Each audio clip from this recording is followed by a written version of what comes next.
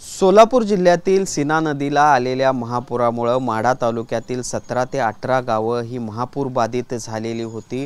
आता 2 दिवसापासून पावसाने उघडीप दिलेली आहे आणि त्यामुळे आता हळूहळू हा पूर ओसरू लागलेला आहे आणि हा पूर ओसरल्यानंतर या महापुराची भीषणता किती होती हे आपल्याला लक्षात येईल। मी आता हे माढा तालुक्यातील उंदरगाव या गावामध्ये आणि इथली दृश्य आपण बघू शकतो। पाण्याच्या प्रवाहामुळे घरासाठी जी काही संरक्षण भिंत बांधलेली होती ती देखील पडलेली आहे। त्याचबरोबर घराच्या आतली जर दृश्य आपण बघितले तर अगदी मन हेलावून टाकणारी ही दृश्य आहेत। कारण आपण बघितलं तर या सगळं संसार उपयोगी साहित्य आहे ते पूर्णतः इतस्तः पसरल्याचं आपल्याला बघायला मिळतंय। भांडे असतील त्याचबरोबर जेवणाचं साहित्य असेल याचं पूर्णतः नुकसान झाल्याचं आपल्याला बघायला मिळतंय। पूर्ण घरामध्ये चिखलाचं साम्राज्य आहे। या घरामध्ये जवळपास 7 ते 8 फुटांपर्यंत पाणी होतं आणि त्यामुळे किती मोठ्या प्रमाणावर नुकसान झालेलं आहे याची ही भीषण दृश्य आपल्याला पाहता येतील। खरं तर आता पूर ओसरू लागल्यानंतर हळूहळू लोक गावाकडे आपल्या घराकडे आपल्या लोकांमध्ये येण्याचा प्रयत्न करत आहेत। घरात जो काही चिखल साचलेला आहे तो काढण्याचा प्रयत्न, संसार सावरण्याचा प्रयत्न होताना आपल्याला दिसतोय। आपल्या बघतोय आपण या महिला आहेत, खरं तर यांच्या सगळ्या स्वयंपाकघरामध्ये चिखलाचं साम्राज्य आहे, देवार आहे, तो देखील पूर्णपणे पाण्याखाली गेलेला होता आणि त्याची कशी अवस्था झालेली आहे हे देखील आपण बघू शकतो। खरं तर 2 ते 3 दिवस हे सगळं पाणी या घरामध्ये होतं आणि त्यामुळे आता दुर्गंधीचं साम्राज्य देखील या सगळ्या घरामध्ये आपल्याला बघायला मिळते आणि त्यामुळे आता हे सगळं सावरण्याचं एक मोठं आव्हान या सगळ्या लोकांसमोर आहे। इथल्या महिला आहेत, बोलूयात। काय सांगाल, किती दिवस पाणी होतं घरात? पाणी 3 दिवस घरात होते। काय दिसतंय आता घरात? आता घरात काय सगळं विस्कळीत झालेलं सामान आहे। आता मुलांना अभ्यास करण्यासाठी दप्तर सुद्धा काय नाही, सगळे पाणी, अभ्यास करायला सुद्धा काय नाही, अंगावर कपडे आहे एवढेच आहेत। भांडे, जेवणाचं साहित्य किंवा सगळं सामान, बिमान, भांडी सगळी विस्कळीत झालीत, सामान वाहून गेलेलं आहे, पाण्यात वाहून गेलेलं आहे, सगळं खराब सामान झाले, खाण्यापिण्याचे सगळं, अन्न धान्य काही सुद्धा नाही, सगळं जेवण, ज्वारी, गहू, तांदूळ ह्यालाच तर मोड आलेत। आता ते सगळं सामान विस्कळीत, अभ्यास करायला सुद्धा दप्तर सुद्धा मुलांना नाही। ते पाहिला आपण कशा पद्धतीची परिस्थिती या सगळ्या घरामध्ये आपल्याला बघायला मिळते। पूर्ण घरामध्ये चिखलाचं साम्राज्य आहे आणि आता पुढचं काही दिवस हे सगळी स्वच्छता करण्यामध्ये या सगळ्या महिलांचे जाणार आहेत।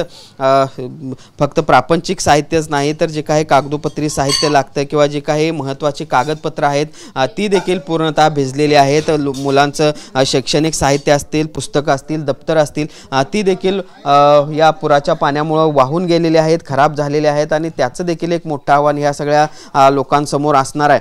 आणि कशा पद्धतीने आता सावरण्याचा प्रयत्न करणार आहात, कारण बघतोय आपण तुमच्या घराची अवस्था काय झाली?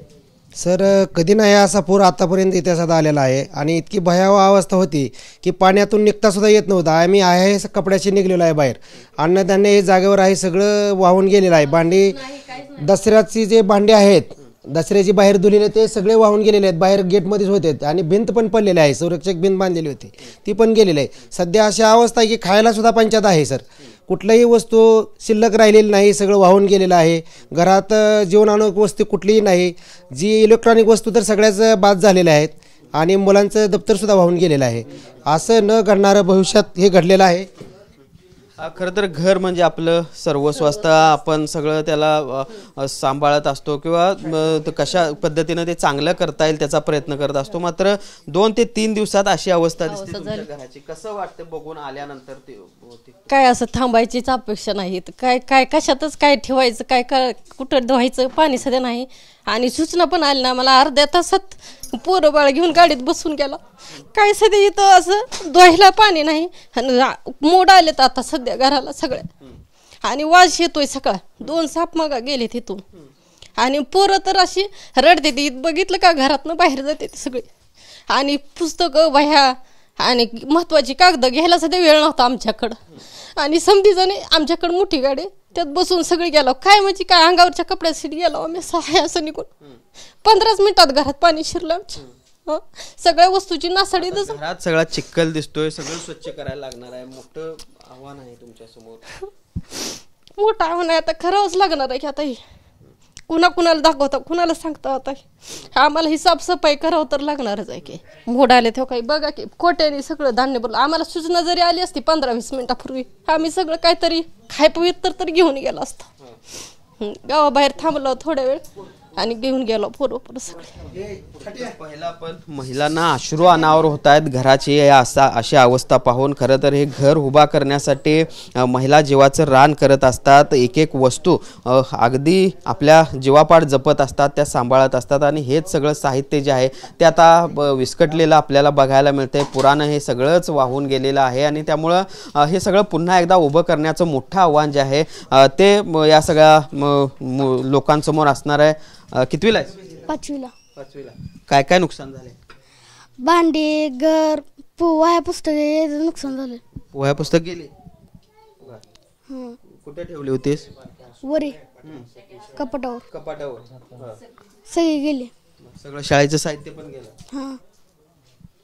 तर पाहिला पण लहान मुलांचं जे शाळेचं साहित्य होतं ते देखील वाहून गेलेलं आहे आणि त्यामुळं फक्त महिला आणि लोकच नाही तर लहान मुलांना देखील आपल्या आता शैक्षणिक साहित्य जे काही वाहून गेलं आहे त्याची चिंता आपल्याला त्यांच्या डोळ्यातून किंवा त्यांच्या चेहऱ्यावर बघायला मिळते आणि त्यामुळे हे सगळं पुन्हा एकदा उभं करण्याचं आव्हान ह्या सगळ्यांसमोर असणार आहे.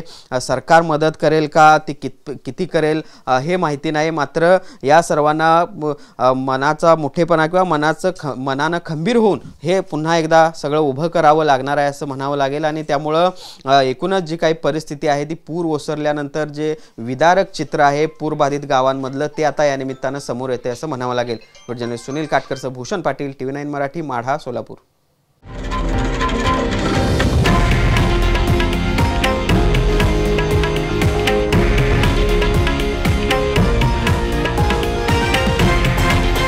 हे आहे देशातील नंबर 1 न्यूज नेटवर्क आणि आपण पाहत आहात TV9 मराठी, एकमेव.